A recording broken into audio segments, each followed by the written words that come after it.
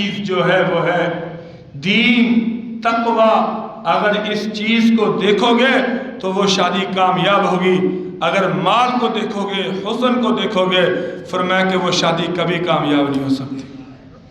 شادی کے بعد اگر وہ لڑکی بیمار ہو جاتی ہے، اب شادی کی بنیاد تو حسن ہے، بیماری کی وجہ سے وہ حسن زائل ہو گیا، اس خامد کو کبھی وہ عورت اچھی نہیں لگی، وہ رات کو باہر گزارے گا، راتیں کبھی اپنی بیوی کے پاس نہیں آئے گا، اور وہ آدمی آوارہ بن جائے گا، وہ آدمی بازاروں کی زینت بنے گا، وہ آدمی تماشبین بن جائے گا۔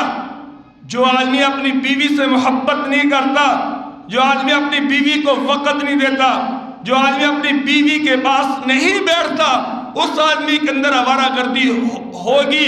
یہ ہو ہی نہیں سکتا کہ اس کے اندر آوارہ گردی نہ ہو۔